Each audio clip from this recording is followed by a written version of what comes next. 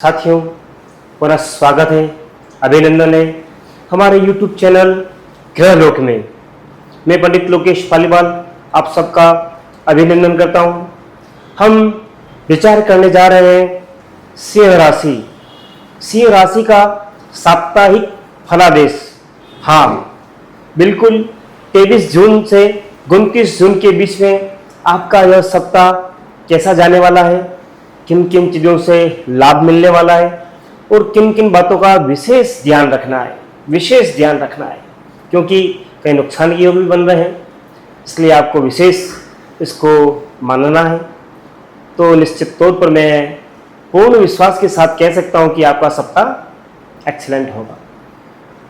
तो मित्रों, अगर आपकी सिंह राशि है एवं सिंह लग्न है, दोनों अगर है या दोनों में से एक भी है, या सिंह राशि है तब भी है और लग्न है तब भी, तो आपको इस सप्ताह में किसी को भी पैसे नहीं देने हैं। अगर पैसे देते हैं तो आने की संभावना न्यूनतम होगी। इससे आपको मानसिक तनाव रहेगा और आपकी दिनचर्या इससे बड़ी प्रभावित रहेगी। चाहे वो मित्र हो, चाहे वो परिवारजन हो, कोई भी हो, आप उन्हें पैसा ना दें, बाकी आपको बड़ी मुश्किल रहेगी। फिर हम बात करते हैं कुटुंब को लेकर भी कहीं बाहर जाने का जो प्लान हो वो भी आपको नहीं रखना चाहिए। बाकी अनावश्यक व्यय होगा और चिंताएं बढ़ेगी और विवाद भी हो सकता है।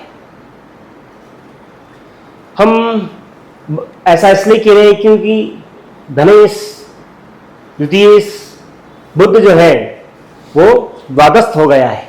इस वजह से धन संबंधी कार्य में एवं कुटुंब संबंधी कार्यों में आपको कुछ परेशानी रह सकती है, तो पूर्ण ध्यान रखें इन बातों का। फिर हम बात करते हैं आपकी विचारधाराओं का, आपकी सोच का। तो लग्नेश या लग्न का जो स्वामी है सिंह सूर्य, यह एकादश भाव में स्थित है।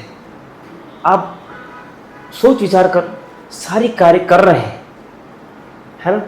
जब भी लग्नेश अगर आय भाव में जाता है तो व्यक्ति वो पूर्ण सोच विचार कर अपनी प्लानिंग बनाकर कार्य करता है और उसमें सफलता प्राप्त करता है।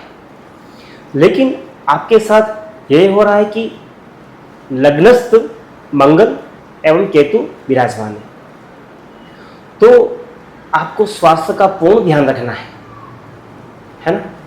हर चीज दृष्टि पर आपकी होनी चाहिए कि मैं क्या करने जा रहा हूँ और क्या सोच रहा हूँ, उनमें तालमेलता बिठाते हुए कार्य करें, तो निश्चित तौर पर यह सप्ताह आपके लिए उत्साहवर्धक रहेगा और लाभकारी रहेगा।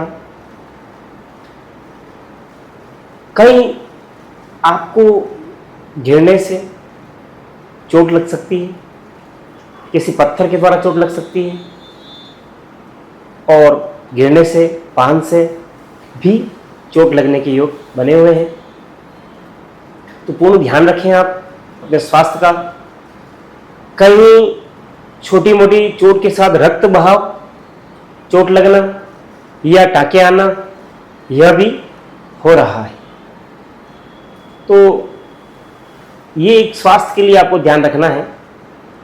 फिर मंगल की जो पूर्ण दृष्टि आ रही है चतुर्थ भाव पर, सप्तम भाव पर और अष्टम भाव पर, तो चतुर्थ भाव पे फिर भी वो अच्छा कर रहा है, लेकिन सप्तम और अष्टम में जो है ग्रह स्थित है राहु एवं शनि, तो यह आपको अपने जीवन साथी के साथ पूर्ण रूप से सावधानी रखनी है। वार्तालाप एक लहजे से, एक लेवल से हो, बहुत अच्छा है। बाकी वाद विवाद होगा और मानसिक तनाव की स्थिति बन रही है। साथ में किसी के भी साथ आप पार्टनरशिप करते हैं तो पूर्ण सावधानी बरतें, बाकी आर्थिक नुकसान होने के भी योग बनेंगे। साथ में आपको कुछ गुप्त रोग, यह भी स्थिति बता रही है। अगर आप महिला हैं तो गायनिक संबंधी समस्या रह सकती है। तो आप रहन सहन खान पीन पर विशेष ध्यान रखें ताकि वो कंट्रोल रहे। भावस्तु नवमस्तु भाग्यस्तु स्थित जो शुक्र है वह भी कर्म क्षेत्र का मालिक बनकर भाग्यस्थान पर गया है, और भाग्यस्तु के आगे कर्म भाव है, वहां पर चंद्रमा स्थित है, वो उच्च का है। तो प्रारंभिक सप्ताह के प्रारंभिक दिनों में आपका मन उत्साहित रहेगा कार्य के प्रति, है ना, और आप उत्साहपूर्वक कार्य करेंगे। आपके साथी अगर कोई महिला है, आप उनको पूर्ण सपोर्ट करेंगे, वो आपको पूर्ण सम्मान देगी। आपको आपके कार्यक्षेत्र में, जॉब में कोई पद प्रतिष्ठा बढ़ सकती है, सम्मान अवश्य मिल सकता है, इसलिए आप इसके लिए तैयार रहें। एवं मैं ये कहना चाहूँगा कि एकादश जो है वो व्यय में गया है, और व्यय कर्मस्थ में उच्च का बना हुआ है। ऐसी स्थिति में व्यक्ति घूमने फिरने का भी प्लान करता है, और वो सोचता है कि परिवार के साथ जाऊं या मित्रों के साथ जाऊं। तो आपको कम से कम 2 दिन अपनी यात्राओं को अवॉइड करना चाहिए। 27 और 28 अगर आप अवॉइड करते हैं और जाते हैं तो निश्चित तौर पर आपकी यात्राएं ठीक रहेगी, अच्छी रहेगी। और लंबी दूरी यात्राएं अगर जाते हैं तो अपने मित्रों के साथ, परिवार जन के साथ इन 2 तारीख को छोड़कर आप प्लान कर सकते हैं, जा सकते हैं। आपका विल पावर बड़ा उत्साहवर्धक रहेगा और ठोस रहेगा, मजबूत रहेगा, लाभ रहेगा, आपकी प्लानिंग सक्सेसफुल रहेगी। लेकिन तनाव में अगर आप कोई डिसीजन लेते हैं, एग्रेसिव में कोई डिसीजन लेते हैं, तो वो सोच विचार कर आपको इसके ऊपर बहुत चिंता करनी होगी, चिंतन करना होगा कि मैं जो लेने जा रहा हूँ ये निर्णय क्या मेरा सही होगा, मैं भावावेश में ये लेने जा रहा हूँ। क्योंकि ऐसे क्षण आएंगे, 7 दिन में 2 दिन, 1.5 दिन ऐसा आएगा आप एग्रेसिव रहेंगे, तो उसमें आप डिसीजन सोच समझ कर ही लें, बाकी परिणाम विपरीत रहेंगे। हम बात करते हैं अब हेल्थ के ऊपर। तो जैसा कि मैंने बताया कि ऐसे योग बने हुए हैं आपकी सिंह राशि के ऊपर कि चतुर्थ अष्टम द्वादश जो है उसमें से अष्टम शनि है, द्वादश बुध है। तो ये आपको शारीरिक रूप से पीड़ा देते हैं। कोई गुप्त रोग आपको रह सकता है, तो छोटी समस्या हो उसका निदान अगर कर लिया जाए तो वो समस्या बढ़ेगी नहीं। आपको कहीं भी तकलीफ महसूस होती हो तो आपको कंसल्टेंसी लेके उसको रिमूव करना चाहिए। फिर बात करते हैं लव की। तो यहाँ पर आपकी स्थिति मजबूत बनी हुई है। आपका उत्साह, विल पावर, आत्मबल इस बिंदु के ऊपर विशेष रहेगा और सफल होने के भी योग बन रहे हैं। रिलेशन की बात करें अदर्स के साथ, तो अदर्स के साथ आपका रिलेशन अगर आप तनावपूर्ण तरीके से या एग्रेसिव होकर करते हैं तो वो निश्चित तौर पर डाउन टू अर्थ रहेगा, गड़बड़ रहेगा, नेगेटिव रहेगा। अगर आप पॉजिटिव एनर्जी के साथ रखते हैं रिलेशन तो अच्छे रहेंगे, लेकिन ये संभावनाएं न्यूनतम है। केवल कर्म क्षेत्र को निकाला जाए तो यह चीज़ आपको मीडियम और बिलो बता रही है। फिर कैरियर की बात करें तो इस समय अगर कोई आप प्रतिस्पर्धा में भाग लेते हैं, एग्जाम में भाग लेते हैं, तो निश्चित तौर पर आपको विजय प्राप्त होगी, आपका सिलेक्शन होगा और आपको अच्छा रहेगा फॉर फ्यूचर। हम बात करते हैं मैरिज की। तो यहाँ पर मैरिज की स्थिति के योग बने हुए हैं और स्थिति 50% टू 65% बनी हुई है कि संभावना है कि आप विवाह के योग चल रहे हैं। आप अच्छी तरह से कुंडली मिलान कर फिर डिसीजन लें।